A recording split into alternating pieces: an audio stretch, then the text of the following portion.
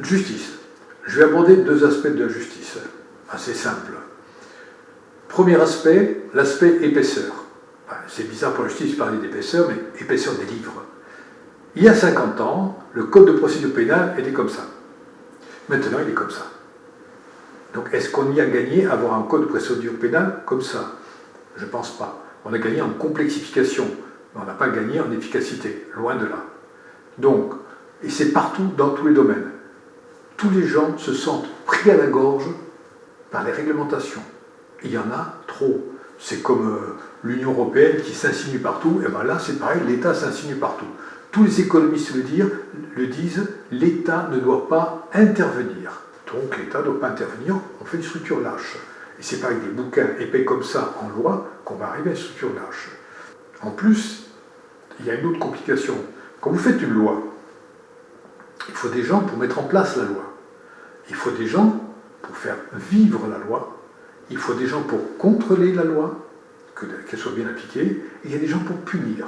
Donc pour une loi, j'ai mis que 4 personnes. Mais on est largement au-delà de ça. Donc à chaque loi qui est votée, vous augmentez le nombre de fonctionnaires.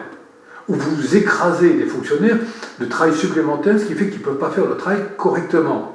Donc, il faut avant tout une simplification législative.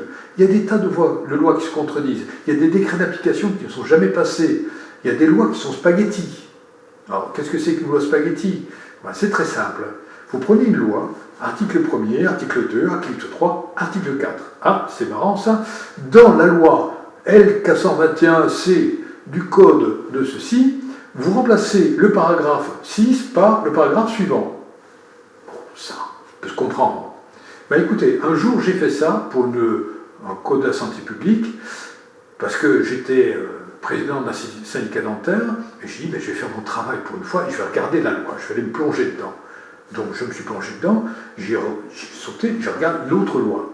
Donc pareil, article 1er, 2, 3, article 5, le paragraphe ceci, et j'ai fait ça 7 fois. C'est pour ça que c'est une loi spaghetti. 7 fois le changement. C'est pas gérable, c'est impossible à gérer. C'est impossible à comprendre des choses comme ça. Donc, conclusion, il faut arrêter ça. Quand on fait une loi, on abroge toutes les lois qu'il faut abroger et on refait les choses correctement à plat. Donc, il faut vraiment une simplification législative. Comment voulez-vous s'en sortir autrement?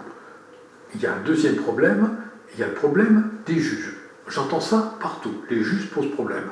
Je ne dis pas tous les juges, il ne faut pas exagérer quand même, mais la structure n'est pas bonne. Donc, en quoi la structure pêche-t-elle? On a l'École nationale de la magistrature. Elle forme des magistrats. Pourquoi pas? C'est très bien, on avait bien l'ENA. C'est pareil.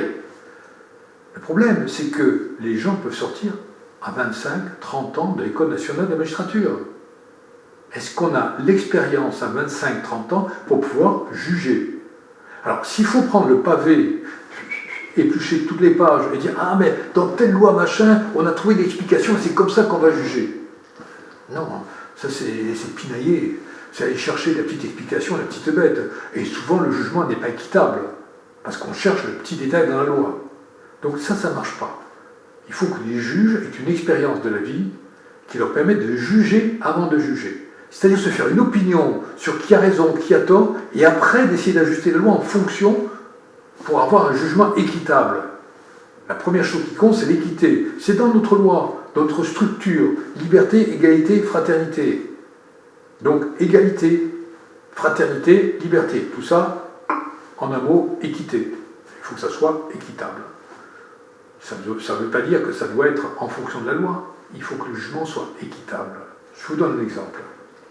J'ai un de mes patients qui est directeur d'un centre pénitentiaire pour adolescents. De temps en temps, il y a des adolescents qui ont du mal à contrôler, donc ils les amènent devant le juge qui va les sermonner de manière à leur remettre un peu, les recadrer.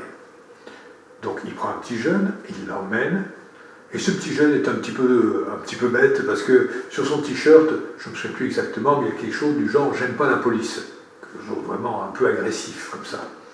Donc il rentre dans le bureau du juge, le juge le voit rentrer, il ne le laisse même pas arriver jusqu'au bureau, et il dit « toi tu prends 3 mois de plus, la prochaine fois tu t'habilleras correctement ».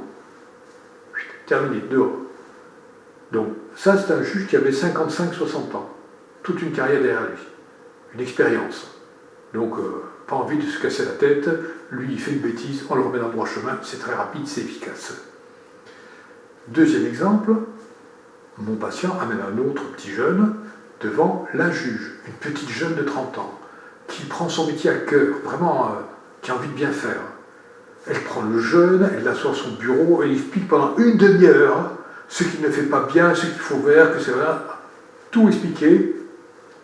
Ils sortent, et le petit jeune dit à mon patient, « Vous avez vu, monsieur, j'ai dans la poche la juge. » C'est logique. La rigueur, l'efficacité. Autrefois, on ne pouvait pas devenir juge avant 40-45 ans. C'était dans la loi. On peut revenir à ça.